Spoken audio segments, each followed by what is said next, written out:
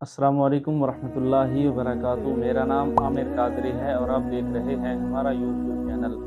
سب سے پہلے کریم آقا علیہ الصلوۃ والسلام کی ذات اقدس پر درود پاک کا نذرانہ پیش کر لیتے ہیں۔ اللہم صلی وسلم وبارک علی سیدنا و مولانا محمد معدن الجود والکرم وعلی آلہ وصحبہ وبارک وسلم۔ ناظرین محترم، امید ہے کہ آپ خیر و عافیت سے ہوں گے۔ اللہ تبارک و تعالی آپ کو اور ہمیں دونوں جہاں کی بھلائیاں عطا فرمائے۔ ناظرین محترم، امام احمد بن حنبل ایک مرتبہ امام شافعی رحمۃ اللہ علیہ کے گھر پہنچے تو امام شافعی رحمۃ اللہ علیہ نے اپنی بیٹیوں کو کہا کہ ہمارے گھر ایک بہت بڑے عالم دین آنے والے ہیں، تو ان کے لیے ضیافت وغیرہ کا انتظام اچھے طریقے سے کر لیجئے گا۔ تو بیٹیوں نے کھانا وغیرہ بنا کر کمرے میں رکھ دیا۔ رات کو نماز تہجد کے لیے مصلی بھی رکھ دیا اور وضو وغیرہ کرنے کے لیے پانی بھی رکھ دیا۔ تو امام احمد رحمۃ اللہ علیہ تشریف لائے تو کھانا کھایا، کھانا کھا کر کچھ دیر بات چیت کی، پھر لیٹ گئے۔ تو پھر صبح کو نماز فجر کے لیے مسجد تشریف لے گئے تو بچیاں کمرے کی صفائی وغیرہ کرنے کے لیے آئیں تو کیا دیکھا کہ کھانا وغیرہ جو رکھا تھا وہ ختم ہے، مصلی جیسا رکھ کر گئی تھی ویسا ہی پڑا ہے، پانی جو رکھ کر گئی تھی وضو کے لیے وہ بھی ویسا ہی پڑا ہے۔ تو ان کے ذہن میں کچھ آیا کہ یہ کیسے عالم دین ہے، کھانا کھا لیا، نماز تہجد بھی نہ پڑھی، وضو کے لیے پانی بھی ایسے رکھا ہوا ہے، مسجد بھی بغیر وضو کے چلے گئے۔ تو جب امام شافعی رحمۃ اللہ علیہ اپنے گھر تشریف لائے تو بیٹیوں نے ساری بات کہہ سنائی۔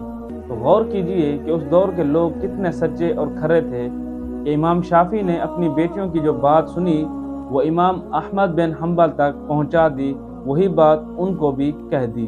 تو امام احمد بن حنبل رحمۃ اللہ علیہ نے جب امام شافعی رحمۃ اللہ علیہ کی یہ بات سنی تو آپ فرمانے لگے کہ جب میں نے آپ کے گھر میں کھانے کا پہلا لقمہ لیا تو میرے دل و دماغ پر عجیب قسم کے انوارات ظاہر ہونا شروع ہو گئے اور ہر لقمے پر روحانی کیفیت بڑھتی جا رہی تھی۔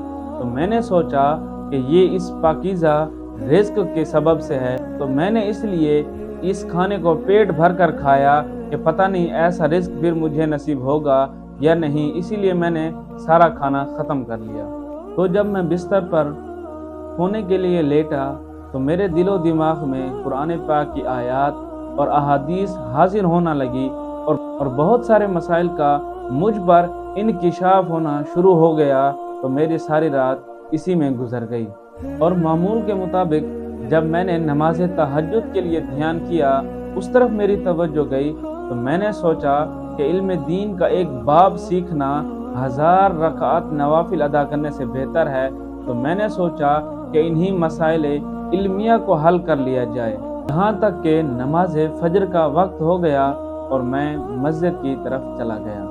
تو اسی لیے کہ رات بھر میری آنکھ ہی نہیں لگی اور میرا وضو بھی نہیں ٹوٹا، اسی لیے مصلی کو بھی استعمال کرنے کی ضرورت پیش نہ آئی اور یہاں تک کہ صبح فجر کی نماز ہو گئی کہ جس کے لیے میں مسجد چلا گیا۔ اور امام احمد بن حنبل رحمۃ اللہ علیہ نے آخر میں امام شافعی علیہ رحمہ سے ایک بات کی کہ میرا یہ گمان ہے کہ یہ جو مجھ پر انوارات کا ظہور ہوا ہے، یہ میرا گمان ہے کہ یہ آپ کے اس پاکیزہ رزق کی برکت سے ہوا ہے۔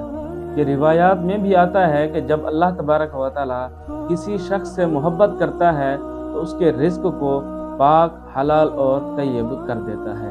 اللہ تبارک و تعالیٰ کی پاک و بلند بارگاہ میں عرض ہے کہ اللہ تبارک و تعالیٰ ہمیں اسی طرح بزرگان دین کی سیرت پر عمل پیرا ہونے کی توفیق عطا فرمائے اور ہمیں بھی رزق حلال کمانے، کھانے اور خرچ کرنے کی توفیق عطا فرمائے۔